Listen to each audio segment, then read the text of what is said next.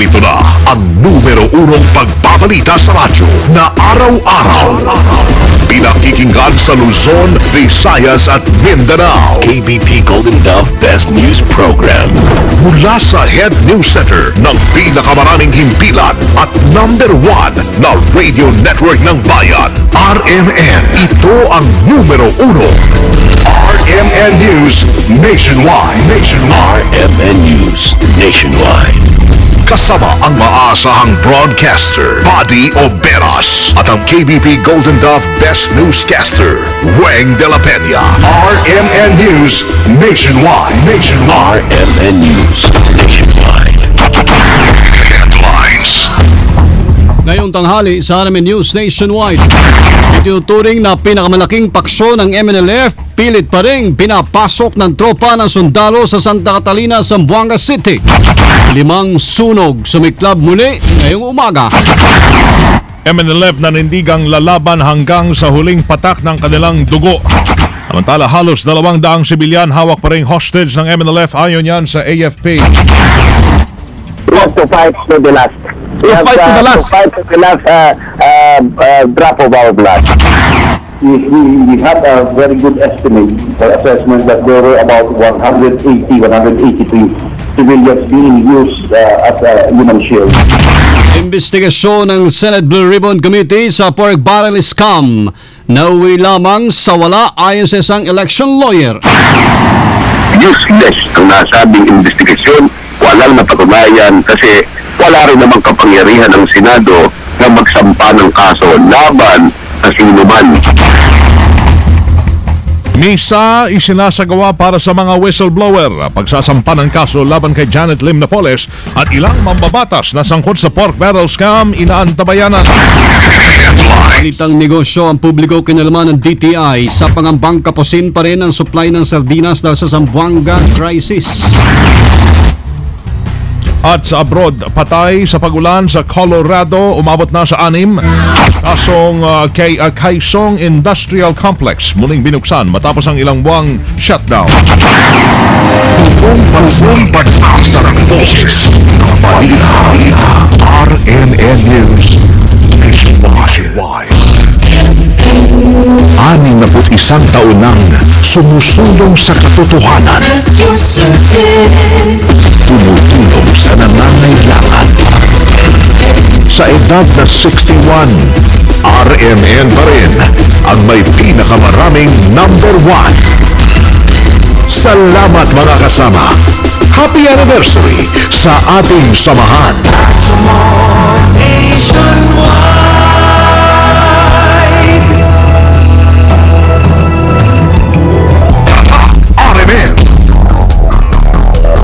Buhay Pilipinas, tanghali po ngayon ng Lunes, September 16, 2013. Ang numero ng RMN News Nationwide, ako si Buddy Oberas. At ako naman si Weng de la Peña. Tayo po ay live sa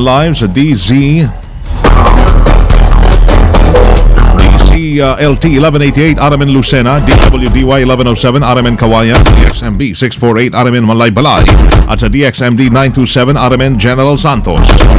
Din tayo international masama via www.rmnews.com/tv, WRMN New York, USA. Salat po natin ang number 1 AM station sa buong bayan. RMN. Unahin natin ang panahon. RMN News Panahon. Kanina alas 10 na umaga mga kasama ay huli pong namataan ang low pressure area sa layong 740 kilometers silangan ng Kasiguran, Aurora. Palalakasin ho nito yung habagat na yan ang magdadala ng katamtaman hanggang sa malakas na pagulan, pagkulog at pagkidlat sa kalunang bahagi ng Central at Southern Luzon na maaaring magdulot ng flash floods at landslides. Samantalang Visayas sa iba pang bahagi po ng Luzon ay maaranas naman ang bahagyang pag-ulan din at may kasamang pagkulog at pagkidlat. Ayon pa sa Pag-asa, maaaring maging ganap na bagyo ang binabantayang low pressure area at maaaring lumakas dahil sa pagdaan nito sa katubigan ng Luzon at maging bagyo sa loob ng 24 hours. Sakaling maging ganap na bagyo mga kasama, ito po ay papangalan ng Odette sa nampang 15 bagyo ngayong taon. Atake sa Zamboanga. Fight till the last drop of our blood. Yan ang matinding iginiit ni Attorney Manuel Pontanilla, tagapagsalita ng Moro National Liberation Front sa interview ng RMN. Hinggil po sa utosan nila ng leader na si Norm Miswari. Ayon kay Pontanilla, ginawa nilang makipag-usap sa gobyerno ngunit tinanggihan lamang sila. Matatandang tinanggihan ni Paulong Noynoy Aquino ang pinabot na Vice Presidente o ang ipinaabot po ni Vice Presidente Jejomar Binay ng mga kondisyon ni Miswari bago magkaroon ng ceasefire. Pero sige na lang, we have to fight to the last. We have to fight to the last drop of our blood. Kapag ganun ang mga pangyayari, wala naman yan na iba na eh. Ganun naman talaga yung standard dyan eh. That is the standard of rule. We are for negotiation, first role, second role, fight to the last blood. Gid pa ni Pontanilla na ang taong bayan na lamang ang mamimili sa lagay ng bansa ngayon. Dalawa po ang konfliktong approaches ngayon. Dalawa po. One is there is a problem and the solution is military resulting to death and destruction. Obvious yan. Wala talaga, hindi pwede yan mabali na formula nila. Formula ng government. Formula ng MLF. There is a problem. We talk, political process and peace will be the resulting outcome nito. Yun po ang aming formula. So pilihan na lang ng mga tao na mag-decide yan kung anong mas maganda na formula. Namin naman ni Pontanilla mga kasama na handa po sila may pag-usap muli sa gobyerno sa pamagitan ni Binay o di kay Senador Antonio Trillanes na isa ring dating rebelde. Inaasahan namang tataas pa ang bilang ng mga namatay at nasugatan sa patuloy na standoff sa Zamboanga City. Sa presscon, inihayagon ng AFP spokesman Domingo Tutaan na 3 na ang namatay sa kanilang hanay habang nasa 70 ang sugatan. 3 ang patay at 10 naman ang sugatan sa mga pulis. 5 sibilyan naman ang binawian ng buhay, 23 ang sugatan sa standoff. Habang 51 na ang patay, 9 at sugatan, 48 ang sumuko at naaresto ng militar sa panig ng mga rebelde. Pumalo naman sa 183 ang hawak pa ring bihag ng mga MNLF. About 70 wounded. 70. There are also 3 policemen killed and 10 wounded. On the side of the civilian, there are 5 civilians killed with 23 wounded. On the part of the Miswari faction of the MNLF, the one holding ground in Santa Catalina and Santa Barbara, there are 51 killed, reported killed, 9 wounded, and 63 surrendered, captured, or arrested. We had a very good estimate for assessment that there were about 183 civilians being used as a human shield. Sa kabuuan ay 62 ang nasawi at 105 ang sugatan matapos ang ilang uniformadong personnel ang nakitang isinugod sakay ng mga ambulansya sa maagang bakbakan sa Santa Catalina. RMN Nationwide Reports. Mga kasama, itinuturing po na pinakamalaking paksyon ng MNLF ang pilit pa rin pinapasok ng militar sa Zamboanga City. Kasama natin sa Balita Live, Santos Cortez ng RMN Zamboanga. RMN Report. Yes, kasamang body, mas lamang tumitindi ang bakbakan ngayon ng MNLF at ng ating mga friendly forces dito sa lungsod ng Zamboanga, at particular sa City Illustre. Ito ng pinagtataguan ngayon ng MNLF. Kani-kanina lamang ilang mga friendly forces natin ang medyo nagkaroon ng mga daplis na dahil sa tama ng bala. Dulot ng pinapaulanan sila nitong Moro National Liberation Front na nagtatago dyan sa may KGK building, at may ulat tayo na may mga hostages ang napalaya, pero hindi pa natin ito makonfirm dahil hindi pa natin nakita itong mga hostages na di umano'y nakalaya o nakatakas dahil sa bakbakan, dahil sa palag ng ating tropa ng militar. Itong KGK building na kung saan may mga mahigit na kumulang 100 mga Moro National Liberation Front ang nagtatago, at ito ang kanilang ginagawang parang kanilang kampo dito sa may City Illustre, Barangay Santa Catalina. Meron din tayo mga natanggap na ulat ilang minuto pa lamang kasamang body, kasamang wing, na di umano'y na-take over na ng ating tropa ng militar ito ng KGK building at may mga nagsasabi na talagang gusto nang tapusin ng militar itong kaguluhan, itong crisis nangyayari ngayon dito sa Luzon, Zamboanga sa araw na ito. Ayaw na nilang paabutin pa ng gabi dahil sa mas nakakahanap ng pagtataguan itong mga Moro National Liberation Front dahil sa talagang nahihirapan ng ating mga kasundaluhan at ating mga kapulisan na pasukin itong Sitio Lustre dahil sa marami ang mga pwedeng maging exit point ng mga itong Moro National Liberation Front dito sa may Sitio Lustre sa Santa Catalina. Sa ngayon ay patuloy pa rin ang matinding bakbakan, mas lalong tumitindi nga itong tension ngayon dito sa may Lustre kung saan nga tayo nakatayo ngayon kasamang Badis, kasamang Weng. Off limit na rin sa lahat ng mga itong mga media na nagko-cover dito sa nasabing crisis itong lugar kung saan na tayo nakatayo ngayon kasamang Badis, kasamang Weng dahil sa talagang walang humpay ang putukan ng dalawang partido, ng dalawang kampo. Kanina may ilan tayong nakitang mga member ng Moro National Liberation Front ang nasawi dahil sa pinapaulanan din sila ng ating mga tropa. Hindi na natin matiyak kung itong mga nakalayang mga hostage, kung ito ba'y lahat na nahawak ng MNLF dyan sa may CK o KGK ang nakalaya or meron pa bang mga itong mga hostages ang kanilang hawak sa ngayon. At kanina din interview natin mula sa isang MNLF commander na nandyan naman sa may barangay Kasanyangan, ang sabi niya na meron pa silang mahigit 100 mga hostages ang hawak hanggang sa ngayon at medyo marami-rami umano ang kanilang puwersa na nandyan ngayon sa may barangay Kasanyangan. Kanina rin may 5 sunog ang naitala dito sa barangay Santa Catalina, Kasanyangan at ito nga sa Lustre dahil sa pagpatuloy ng bakbakan ng militar.